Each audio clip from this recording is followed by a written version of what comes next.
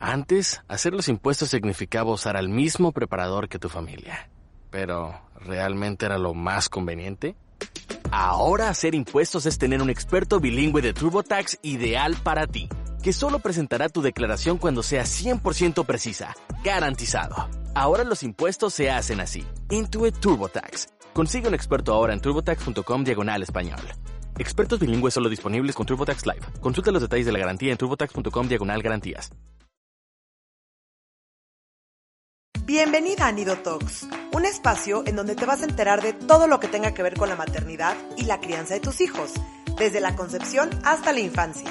Y como ningún niño viene con instrucciones, invito a los mejores especialistas para resolver tus dudas y ayudarte a ser la mejor versión en el papel más retador e importante de tu vida, el de ser mamá. Soy Michelle Asís y estoy feliz de acompañarte. Hola y bienvenidos a otro miércoles de Nido Talks. Hoy vamos a empezar a platicar todo el mes de diferentes pedagogías, de diferentes filosofías, de diferentes métodos de aprendizaje y de escuelas no tradicionales que estamos viendo hoy en día y que probablemente se han cuestionado. A mi primera invitada de hoy tengo a Majo Obregón. Majo es licenciada en Pedagogía por la Universidad Panamericana y estudió la maestría en Psicología y Desarrollo Humano en Harvard. Durante la maestría trabajó en un preescolar Reggio Emilia y así conoció esta filosofía. Cuando regresó a México, abrió una escuela inspirada en Reggio Emilia, donde atiende niños de 2 meses a 4 años de edad. Ha impartido muchísimos talleres sobre Reggio Emilia en su escuela, en escuelas amigas y a madres de familia interesadas en llevar un atelier Reggio a casa. Majo también es mamá de 3 y la invité porque es un tema que se me hace padrísimo y quiero dar a conocer los diferentes métodos de enseñanza y las diferentes escuelas que estamos viendo hoy en día, ¿no? Y hoy empezamos con Reggio Emilia. Majo, ¿cómo estás? Bienvenida. ¿Qué tal? Muchas gracias por la invitación. No, feliz de tenerte aquí. ¿Qué tal todo? ¿Todo bien? Todo muy bien, muchas gracias, Michelle. Qué bueno, buenísimo. Bueno, a ver, entonces vamos a empezar a empaparnos de este tema. A ver, a grandes rasgos, ¿en qué consiste como tal la pedagogía Reggio Emilia?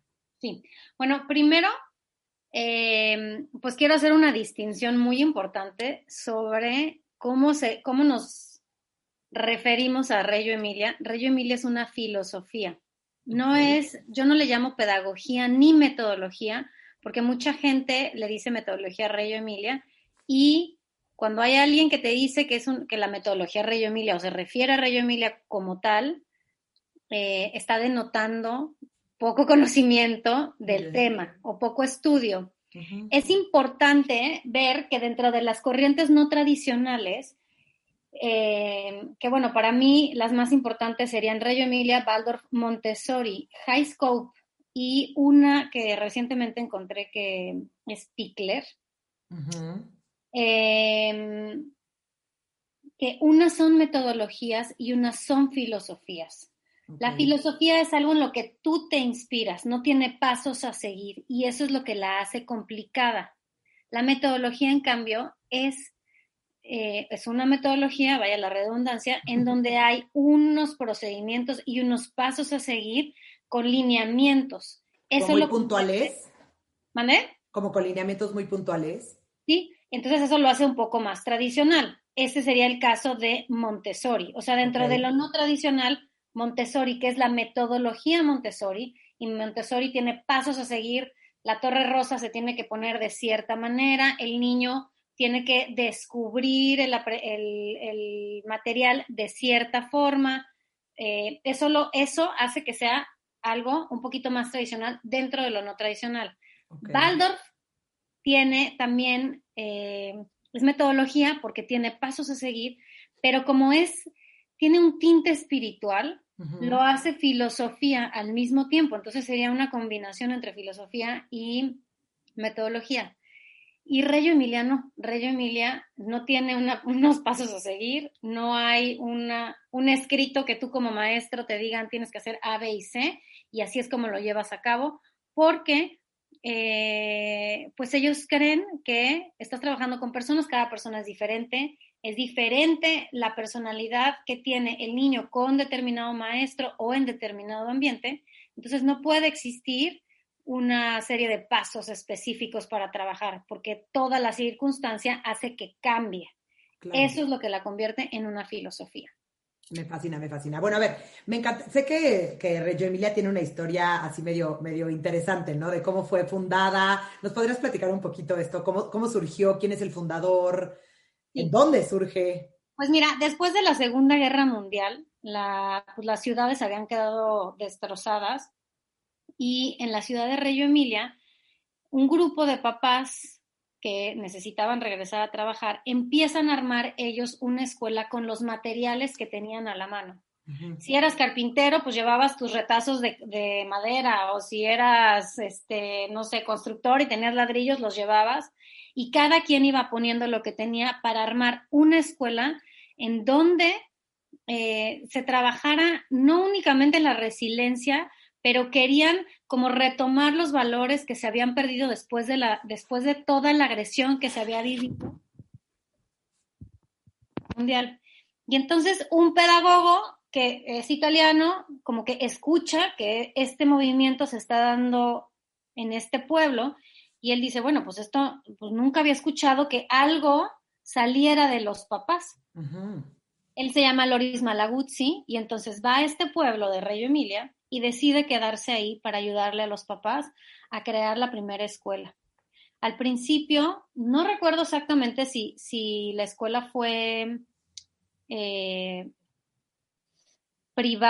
pública o privada, la verdad es que ahí no lo tengo muy claro, pero ya hay escuelas públicas en Reggio Emilia que son Reggio Emilia. Hay escuelas públicas que son tradicionales dentro de Reggio Emilia. Reggio Emilia es un pueblo que está en la zona de Emilia Romana, al norte de Italia.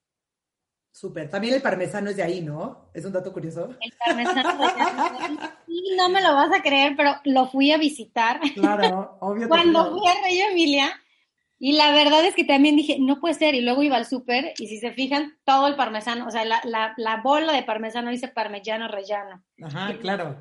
Oye, Majo, es que le estaba contando a Majo antes de empezar el capítulo, el episodio, y les platico a ustedes. Yo, durante la universidad me fui de intercambio y trabajé 6 meses en una escuela Reggio Emilia. Entonces, digo, no soy experta en el tema, medio que le sé, y la verdad es algo que me impactó. O sea, me impactó la manera de enseñar, me impactó la manera de los niños de aprender de ellos. Algo que mucho me impactó, que creo que vamos a tocar este tema, es cómo los niños como que les caen veintes de cómo construyen como su propio conocimiento. Eso se me hizo increíble y como que me abrió los ojos a una educación no tradicional, no, o sea, yo venía de haber trabajado en kinders un poquito más tradicionales, entonces ya cuando se me abrió más el panorama dije, no, está increíble que esto exista, ¿no? Entonces, bueno, entonces, ¿qué pasa? ¿Cómo ve como tal esta filosofía el aprendizaje del niño? El aprendizaje se va descubriendo. El maestro pone los medios para que el niño vaya descubriendo pues lo que de alguna manera el maestro pudiera hacer que quiere. Los proyectos, se trabaja por proyectos, y los proyectos vienen de 3 fuentes de inspiración. Uh-huh. Una es la que el maestro propone. Otra es, y haz de cuenta que yo digo, bueno, quiero trabajar ahorita sobre la densidad de los objetos, porque lo que sea. Otra que viene sobre el ambiente. En este momento estamos viviendo la pandemia, y entonces vamos a hablar sobre la pandemia. Y el tercero viene sobre los intereses y las hipótesis, las teorías que tienen los niños. Este es el foco principal, o donde gira absolutamente todo, porque los niños tienen teorías de absolutamente todo. ¿Por qué las hormigas cargan unos objetos, unas plantitas enormes y son tan chiquitas? Y entonces de ahí, de esa observación, que es una teoría, el maestro tendría que desarrollar todo un proyecto alrededor de este interés del niño. Ahora, aquí, pues lo interesante es cómo el maestro tiene enganchado al niño durante un periodo de tiempo largo para que el proyecto dure por lo menos unos 6 meses. No son proyectos que duran un mes, porque un proyecto que dura un mes o un proyecto que dura una semana, eso lo haría una actividad en donde lo importante es el resultado final. Aquí lo importante es el proceso. En el proceso, o en lo que está en medio, es en donde se lleva a cabo el aprendizaje y donde se lleva a cabo pues todos estos descubrimientos y esta caída de 20 del que tú hablas, porque al final, pues es como pensar, bueno, alguien descubrió las fases de la luna observando la luna. ¿Por qué no dejamos que los niños vuelvan a descubrir eso ellos solos? Y en el momento en el que tú dejas y permites que el niño lo descubra solo, se genera un aprendizaje significativo y se queda para siempre, porque es más experiencial. Claro, y lo descubren ellos por ellos mismos, no se los es dado, ¿no? Por así decirlo. Exacto, totalmente. Oye, Majo, dime una cosa, estás platicando un poquito que el maestro pone los medios. O sea, a ver, en Montessori lo mencionan que el maestro es una guía. Aquí el maestro, ¿cuál es su papel? Pues mira, no, yo le digo como facilitador, porque o sea, no es como que hay una Palabra. no se le llama guía, no se le llama maestro, no se le llama, o sea, sí se llaman pedagogistas, sí se llaman ateleristas y sí se llaman maestros o facilitadores. La tarea del maestro es estar observando, es como de un investigador, ¿sabes? Un investigador en donde borra todas las creencias que tiene en su mente, que es dificilísimo, para tratar de tenerla en blanco y entonces cuando el niño viene y presenta todo lo que trae, este maestro tenga un genuino interés en descubrir esa cabeza del niño que tiene enfrente. ¿Sí me explico? Está Es algo padrísimo. increíble, es padrísimo, es súper complejo, la verdad, porque pues tienes que romper con todos los paradigmas con los que tú creciste y probablemente nosotras y todos los maestros de nuestra edad pues crecimos en un ambiente más tradicional. Entonces No, es muy. constantemente estarte cuestionando y rompiendo la forma en la que tú estás educado para darte paso o abrirte paso a integrar una nueva manera en donde puedas ver con otros ojos, mirar con otros ojos al niño. No, no, está cañón. Está Totalmente, cañón, no, está es cañón. algo increíble, ¿eh? No, se Y me hace padrísimo, padrísimo.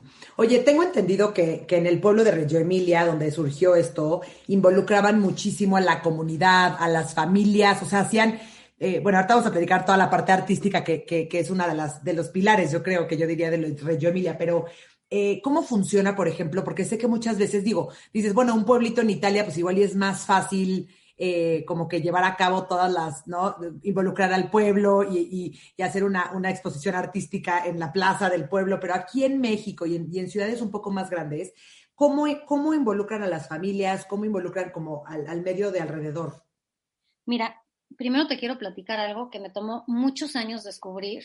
Lo descubrí después de leer mucho y hasta en mi segunda visita a Reggio Emilia. Reggio Emilia habla mucho de la política y de la democracia. Es un tema súper complejo y no me había quedado claro hasta la segunda vez que fui, después de casi 10 años de trabajar la filosofía. Y todavía me falta aprenderlo. Pero lo más grueso de todo esto es que Loris Malaguzzi hizo política a través del cambio en la educación, o sea, a través de insertar esta nueva manera de ver a los niños en la educación. Ahorita lo voy a ligar con lo que tú me preguntaste. Okay. Él, pues todos estaban acostumbrados a que el niño escribía en una hoja o dibujaba en una hoja de tamaño carta. Uh-huh. Y él dijo un día, oye, no, o sea, una hoja tamaño carta tiene un tamaño, pues, limitado. Yo voy a poner a los niños a dibujar en lienzos enormes o a hacer creaciones en lienzos enormes y es más, me los voy a llevar a la plaza principal del pueblo. Entonces, imagínate que en este momento es algo súper revolucionario, sube a los niños a un camión, porque además él estaba metiendo la parte de arte, que bueno, ahorita también va a salir, pero está todo conectado. Antes el arte no estaba dentro de las escuelas, no era una asignatura o no existía. Uh-huh. Mete materiales, se lleva a los niños a la plaza del pueblo y pone lienzos enormes y los niños empiezan a dibujar. Y entonces él empieza a enseñarle, a mostrar con evidencia a los adultos que los niños eran capaces de hacer creaciones espectaculares a gran escala. O sea, que por qué teníamos que limitar al niño a dibujar en una hojita chiquita, porque pues también limitas las ideas al tamaño del espacio del papel. Y ahí fue cuando empezó a generar política y empezó a generar una comunidad en donde involucraba a los papás involucraba a los maestros y además generaba un impacto social. Reggio Emilia es una ciudad relativamente chica, a diferencia de la Ciudad de México, y bueno, pues esto es muy, muy complicado. Es algo que me cuestiono mucho junto con mi socia todos los días. Y nosotras, pues es muy difícil generar este tipo de impacto en una ciudad tan grande. Pero lo que nosotras hemos hecho es que cuando usamos mucho de pretexto los eventos que son festividades, en donde, pues primero dijimos, nosotros no vamos a hacer festivales de Navidad, porque el papá se convierte en un actor pasivo, se sienta, observa y recibe información. Entonces vamos a invitarlos a generar y a crear, a que el niño le presente su espacio y lo invite. Entonces, pues como esta hemos hecho muchos eventos de este tipo, pero en una ocasión los papás vinieron, generaron adornos de Navidad para los árboles, nos salimos de la escuela y adornamos todos los árboles que estaban afuera de nuestra acera. Pero imagínate que son árboles con adornos de niños que eran ramas, diamantinas, lentejuelones, telas, cascabeles. Cuidamos mucho la estética y pusimos un letrero grande que decía que eran las palabras de los niños de, por favor, cuida y respeta mi creación cuando pases por aquí. Es para ti, para que tú la veas y para que tú la admires, pero por favor, cuídala. Entonces, te lo juro, Michelle, la gente pasaba y se tomaba fotos en los árboles de Navidad y lo dejamos ahí 3 semanas. Luego, en otra ocasión, cuando fue el sismo del 2017, estuvo gruesísimo, no sé si te acuerdas. Claro, traumada estoy. Estuvo horrible. Brutal. Los niños empezaron a hablar sobre este tema y ahí, pues, bueno, está el ambiente, pero también está el interés del niño, ¿no? Entonces hicieron pues como que separamos por sentimientos de miedo, porque era lo que habían sentido, miedo, tristeza, preocupación, alegría, y los niños daban, haz de cuenta que pusimos en la calle, pues era como un tendedero, y estaba separado por colores y por sentimientos, y entonces le decía a la gente, si te sientes triste, toma uno. Y entonces la gente llegaba y tomaba uno, ¿no? Y decía, si te sientes triste, dale la mano a tu mamá. Ay, no, me los voy a comer. No, ya lo sé. Si perdiste a alguien, no sé, o sea, eran respuestas me acuerdo mucho de una de, si tienes miedo, tómate una lechita.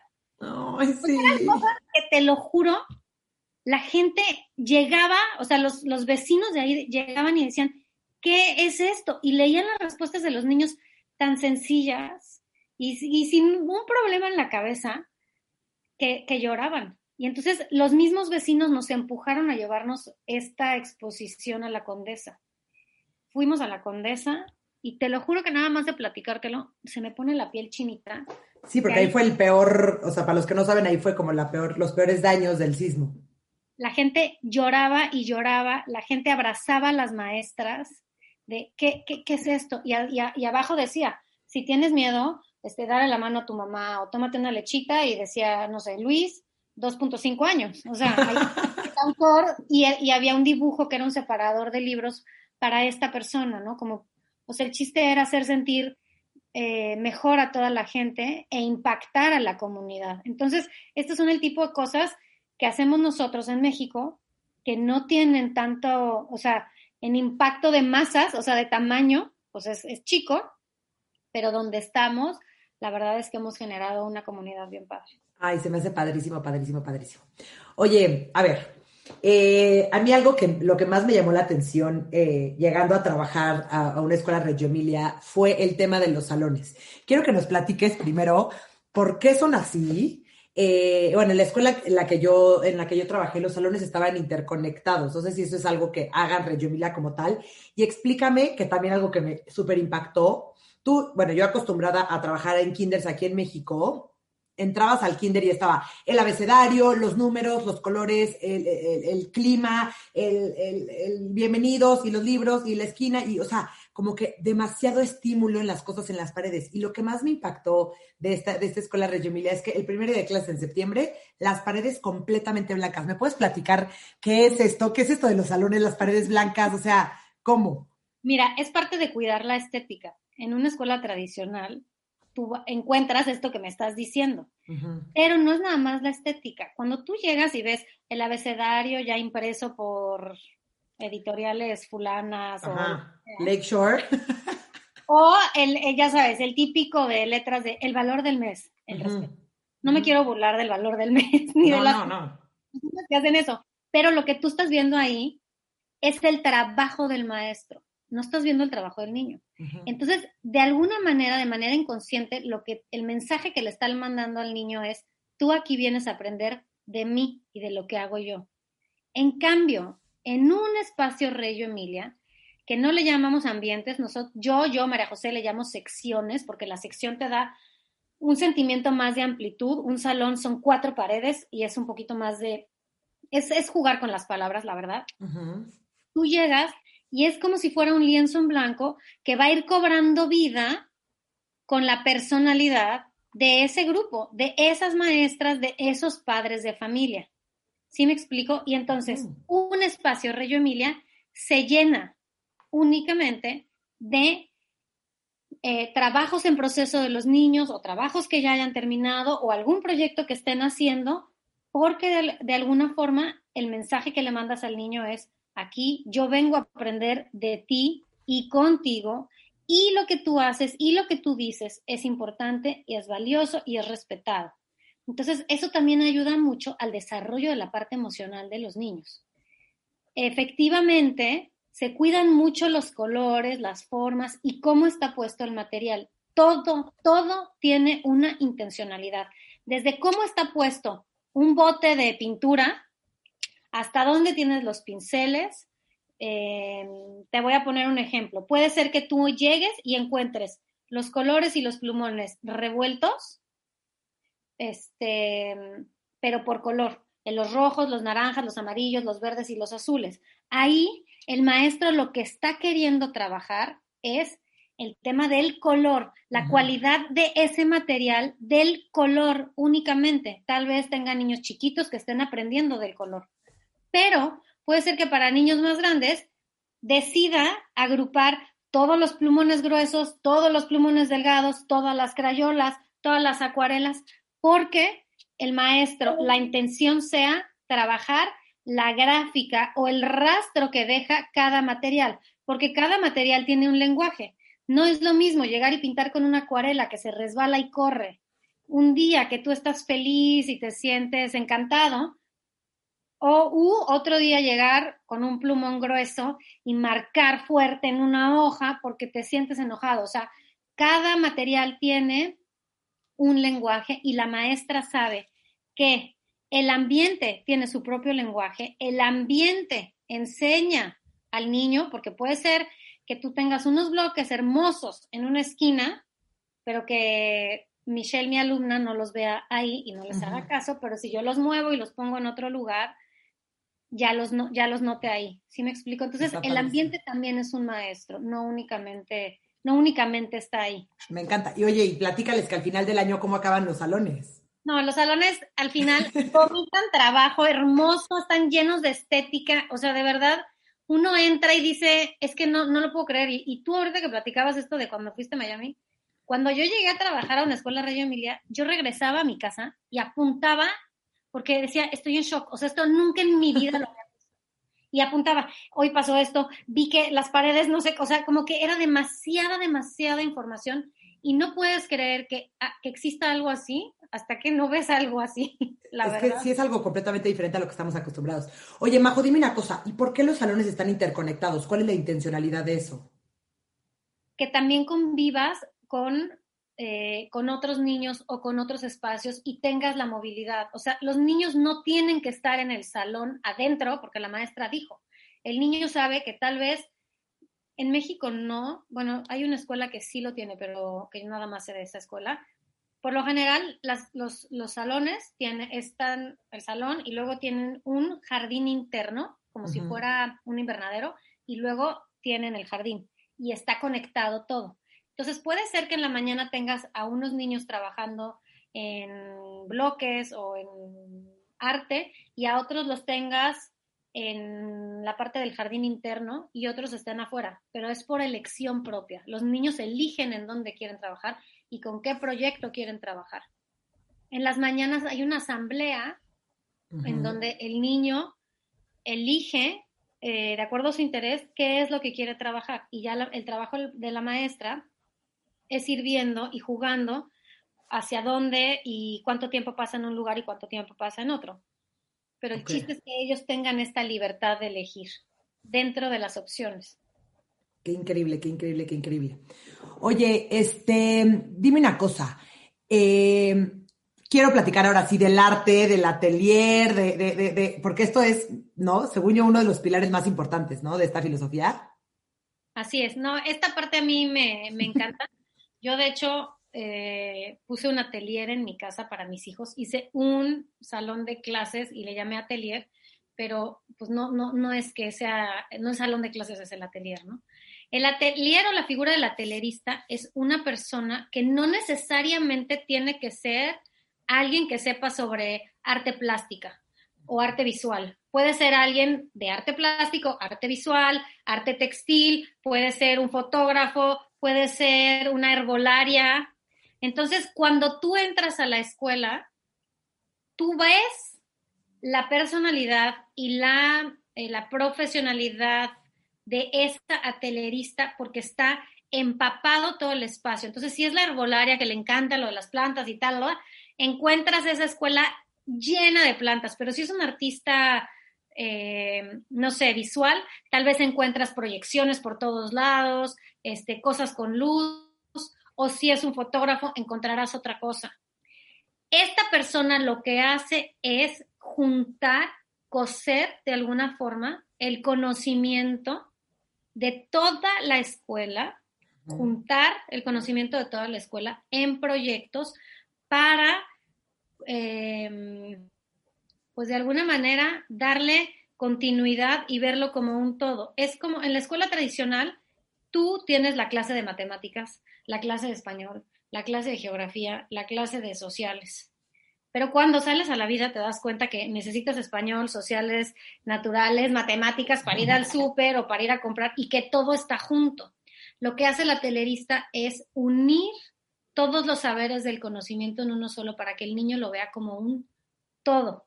Ella trabaja en grupos pequeños y entonces de pronto va y saca a 3 niños de Kinder 1, a 4 de Kinder 2 y a 3 de Kinder 3 y entonces pone a esos niños a trabajar juntos. Les ayuda el estar trabajando con niños de otras edades, de otros ambientes y que estén trabajando con otros saberes del conocimiento.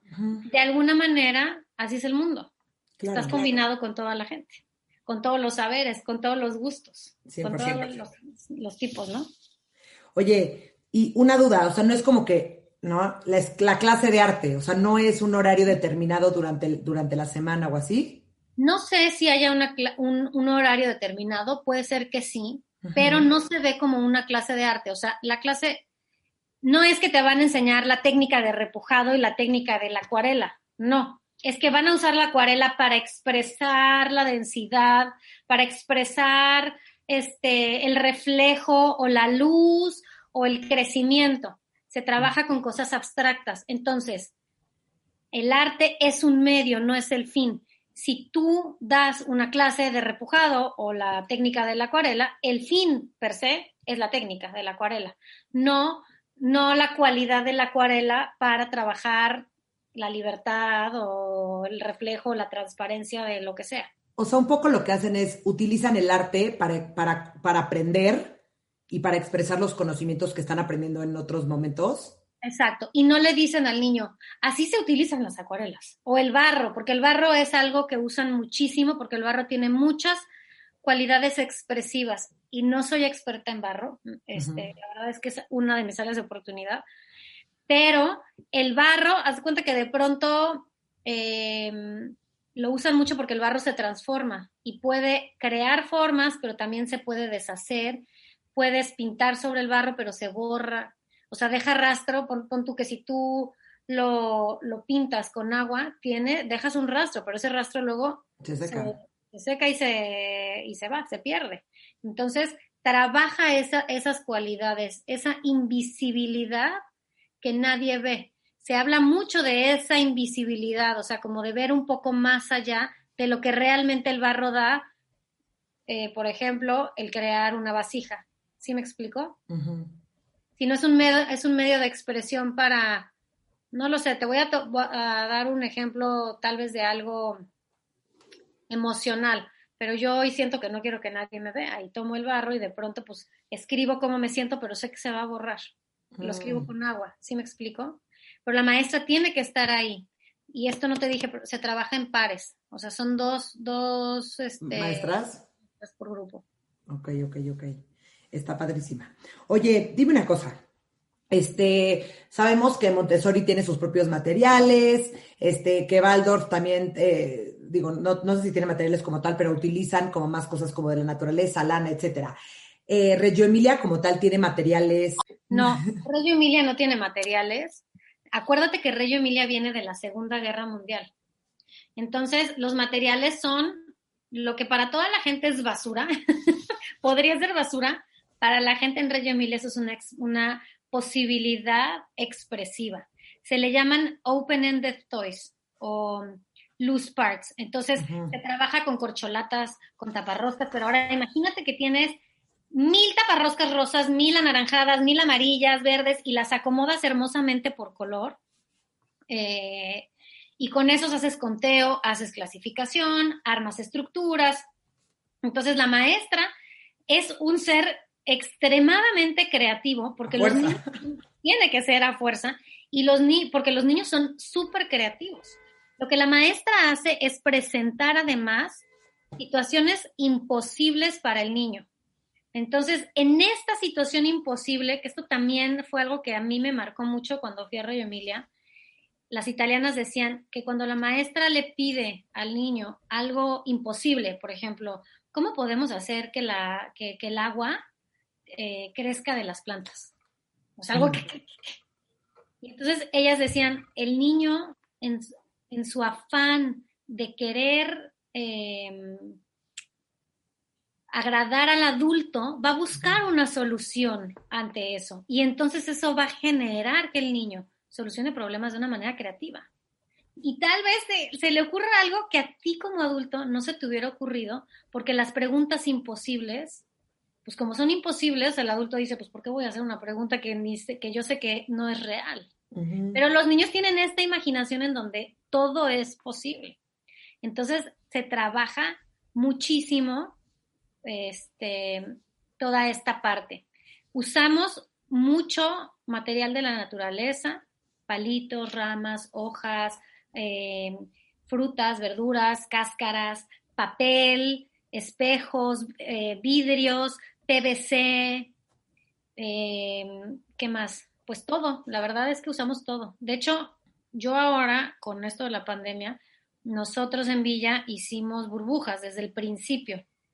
Pero pues la cosa no estaba para pedir materiales, etcétera, porque pues, mucha gente se había quedado sin trabajo. Y entonces yo le decía a las maestras, es que esto está increíble porque estamos viviendo lo que es Reggio Emilia desde el principio. Reciclamos todo lo que teníamos y además les pedimos a los papás, pues tráiganse los rollos de cartón de sus casas, las taparroscas, los botes de no sé qué, salgan si tienen un parque y traigan ramas, y entonces así fue como llenamos los salones de material, con puras cosas pues recicladas que podrían no funcionar, pero para los niños esos son tesoros.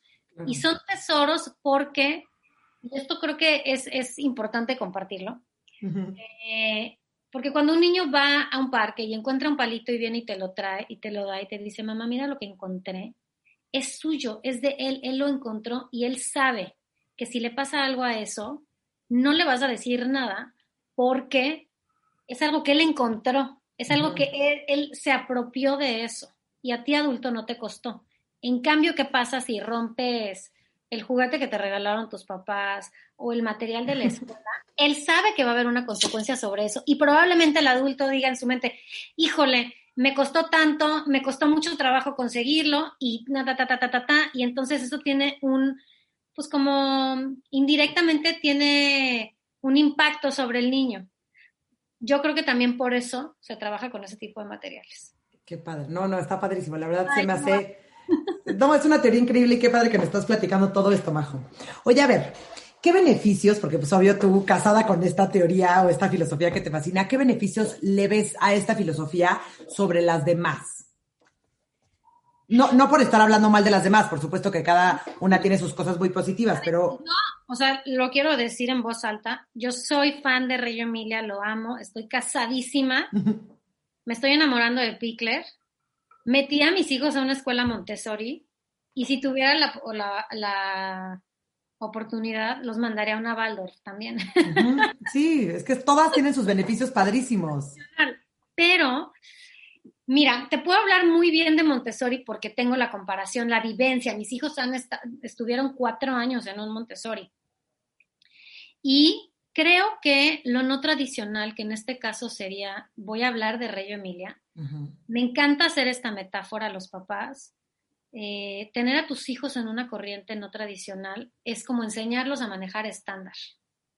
Tú aprendes, llegas estándar y ya te vuelves buenísimo, metes primera, segunda, te echas en reversa y luego pues vas a aprender a manejar automático porque porque hay muchísimos coches automáticos. ¿Cuánto tiempo te va a costar aprender a manejar el coche automático? Pues quién sabe, puede ser que una semana, un mes, 3 días, no lo sabes. Entonces, para mí, pero si tú aprendes a manejar en automático, no necesariamente manejas estándar, que es lo que me pasa a mí. O sea, a mí yo no puedo meter reversa en estándar, ni primera, ni los arrancones, ya sabes.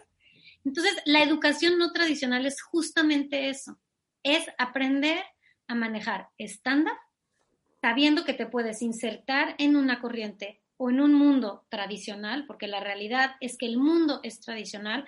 Y mira, Michelle, mucha gente sale de viaje y va a los museos y visita tiendas y mercados. Yo voy de viaje y voy a ver escuelas, Claro. porque me interesa ver cómo lo llevan en otros países y es impresionante ver que aún en países primermundistas las escuelas públicas de súper nivel son tradicionales. Yo aquí ahorita en Estados Unidos veo las escuelas, las guarderías son tradicionales, la mentalidad es tradicional y hay que romper eso, porque aunque yo sé que mis hijos eventualmente van a ir a una escuela más tradicional, yo sé que ya los doté, ya traen una mochila cargada de creatividad, de resolución de problemas, de imaginación, traen un paquete emocional mucho más fuerte.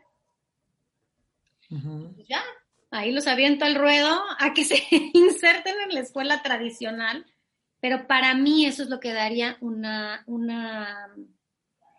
corriente o una filosofía como Reggio Emilia. Me fascina, me fascina. Dime una cosa, ¿solamente hay educación preescolar o también hay primaria y secundaria? O prepa. Empezó con preescolar, se llaman nidos, la guardería, se cuenta de 0 a 3 años, que es hasta maternal, y de 3 a 6 se llaman escuela de la infancia. Loris Malaguzzi solamente trabajó con esto hasta preescolar, pero en 2009, me parece, no sé si fue en 2009 o un poquito después, empezaron las italianas, ya después de que Malaguzzi se murió en el 96,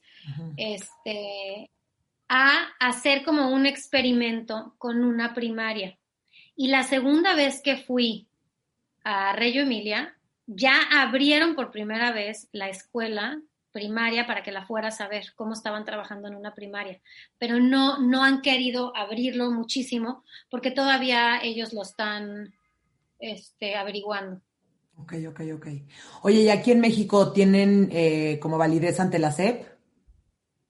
Bueno, pues tú puedes ser Reggio Emilia y estar... ¿Dado de alta? Ajá. O sea, como cualquier preescolar, pon tú el Montessori, eres Montessori, pero tienes el REBOE de la SEP, tienes la incorporación. Puede ser que seas guardería y no tengas incorporación. Ahora, no hay, esto es nuevísimo, en México el organismo, en México y Latinoamérica, el organismo que maneja pues el contacto con las italianas en Reggio Emilia se llama Red Solare. Uh-huh. En Estados Unidos se llama NAREA. Y bueno, pues a diferencia de la AMI, que la AMI es la del Montessori, ¿no? Uh-huh. La de Waldorf, la verdad es que sí te puedo dar el nombre. No tengo. Bueno, ya sé que no, pero bueno, yo ya sé. Ya, obvio. Oye, ¿nos podrías contar, Majo, un poquito, digo, que ubicas Montessori y así? ¿Cuál es la diferencia, primero, entre Reggio Emilia y Montessori? O sea, mínimo, como que... Sí, mira, Reggio Emilia y Montessori. En Montessori se trabajan en salones multigrado. En Reggio Emilia se trabajan en salones por grado, por edad. Sí hay casos en donde tienes un salón de primero, un salón de segundo, uno de tercero y uno de niños de primero, segundo y tercero, si es que hubo muchos niños que se quedaron sin salón. Se trabaja más en equipo. Es una resolución de problemas en conjunto, como más democrático. En Montessori es más tú solito... resuelves el problema de cómo vas a montar, perdón que diga la torre rosa o las tablitas estas de colores, las rojas y las azules o las cuentitas, no sé cómo se llaman las cuentas. El banco, lo que sea que tengas, ¿no? Acá se le llama ambiente preparado en Montessori, en Reggio Emilia pues nada más es el ambiente. En Montessori hay unos pasos específicos a seguir, las maestras tienen que seguir esos pasos, los niños tienen que seguir esos pasos y en ocasiones ellos te muestran cómo se tiene que usar el material, no le dan oportunidad al niño de elegir y descubrir para qué sirve ese material. En Reggio Emilia no se trabaja, más bien se trabaja con materiales abiertos, como los que te acabo de platicar. Entonces, esto da pie a mucha mayor creatividad e imaginación por parte del niño. Montessori es una metodología. Las maestras tienen una formación. Acá en Reggio Emilia, las maestras tienen una formación, pero no hay una certificación. Ojo, apenas este año, o el año pasado en la pandemia, empezaron con un tema de querer certificar porque han estado saliendo muchas escuelas falsas. No, somos Reggio Emilia y tal, y no son, pero en realidad esto de la certificación, aunque se sabe que es necesario, va en contra de la filosofía. ¿Me explico? Entonces es como hacer McDonald's, o sea, por decirte, ¿no? Hay un paso a la hamburguesa, luego le pones la catsup, luego el quién sabe qué, bla, bla, bla, y tiene unos pasos. Y aquí eso no existe. ¿Qué otra cosa? Pues no sé, básicamente yo creo que esas serían las diferencias. A mí me gusta mucho cómo manejan la parte de matemáticas y español en Montessori, me fascina cómo aprenden los niños. En Reggio Emilia se da de manera más casual y además, pues bueno, les empiezan a enseñar un poco más grandes, no tan chiquitos, sino hasta que como que ya empieza a haber un interés por parte de los niños. Acá, cuando se da, le llaman, como la explosión del momento sensible de la lectoescritura, la maestra empieza a dar todo el material. Ok, está padrísimo. Waldorf lo que tiene es que o sea, dentro de las tres, haz de cuenta que Waldorf sería la más alternativa, a mi parecer, Montessori la menos, Reggio Emilia yo la vería en medio. Waldorf sí tiene Waldorf, además, para el que no sepa, es Rudolf Steiner, su fundador. Ellos sí tienen pasos a seguir, pero también es es muy espiritual, también no los tienen. Está prohibida el uso de la tecnología. Acá en Reggio Emilia sí se usa como un medio, o sea, no es que te voy a enseñar a usar la computadora, no es, ahí está la computadora, pícale y descubre cómo se utiliza para proyectar hacia el jardín y ver a tu amigo que está allá y entonces tener una conversación porque tu proyecto es sobre, no sé, lo que sea, ¿no?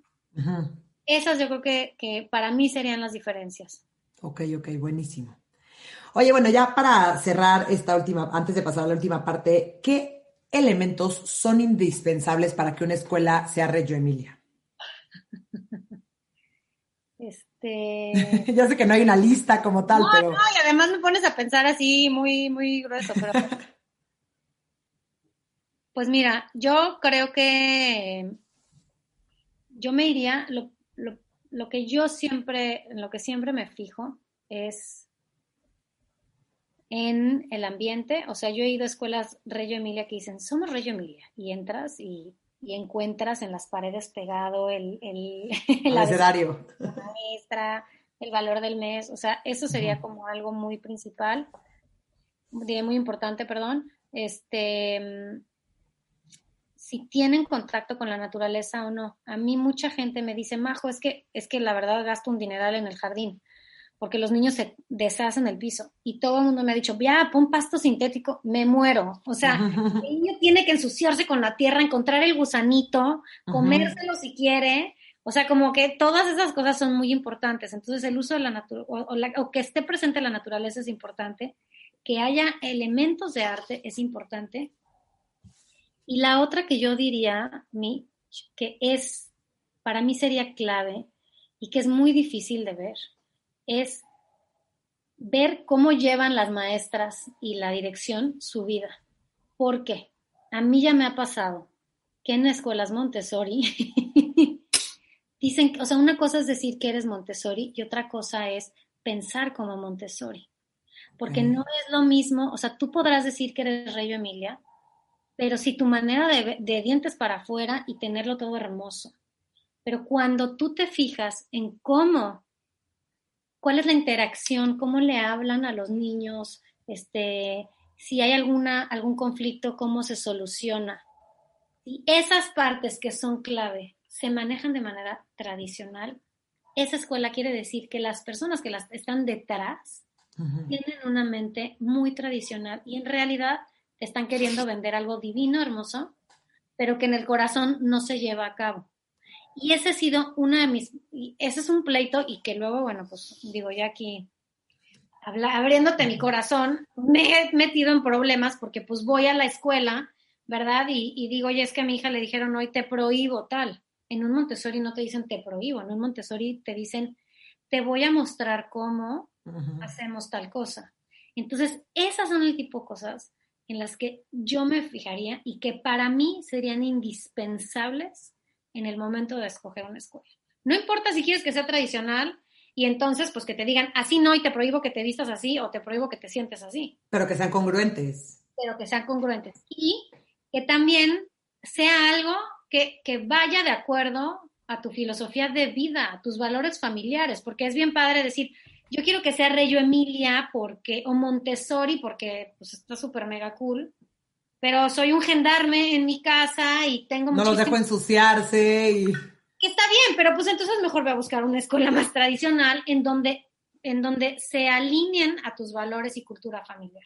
Eso es bien importante, qué padre que lo mencionas. Sí. Oye, Majo, bueno, vamos a pasar a la última parte del episodio porque ya casi vamos a estar una hora aquí platicando, estoy feliz, o sea, podríamos estar horas más. Te quiero hacer una serie de preguntas y que me contestes si es verdadero o falso con una pequeña contestación, ¿no? Sí. Las pedagogías o filosofías no tradicionales no funcionan. Falso. Sí funcionan, o sea, a ver, al final yo enseño a control de esfínteres con conductismo. O sea, funcionan, o sea, todas funcionan. Ok, perfecto. Un niño para que aprenda tiene que memorizarse todo. Falso. Yo creo que no tienen que memorizarse, bueno, no, sí, las fechas, haz de cuenta, pero todo por medio de la experiencia lo puedes aprender y se queda más. Qué padre. Oye, el maestro Reggio Emilia es una guía para el aprendizaje del niño. Así es, y es un facilitador que provee los medios y experiencias para que el niño descubra por sí mismo. Me fascina.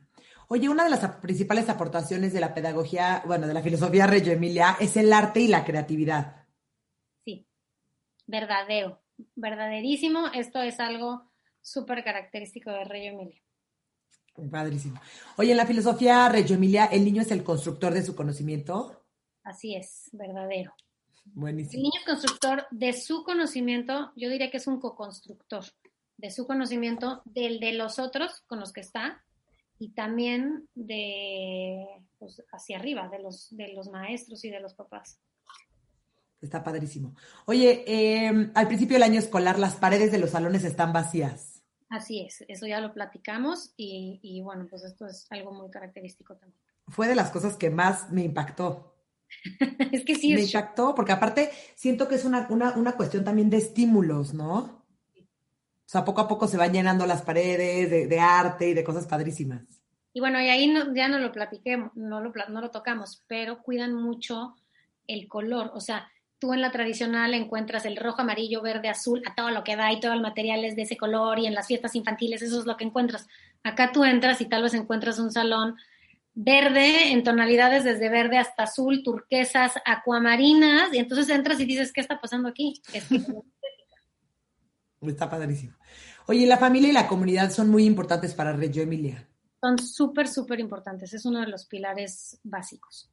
Ok. Y Reggio Emilia y Montessori es lo mismo. Pero no es igual. No es cierto. No son lo mismo. Tienen cosas similares, que ya las platicamos. No son lo mismo. Pero son diferentes filosofías y metodologías. Majo, de verdad, muchísimas gracias por estar aquí. Qué increíble plática. Gracias por abrirnos los ojos y por enseñarnos una nueva filosofía y otra manera ¿no? Otra alternativa que tenemos a la escuela tradicional. Muchísimas gracias.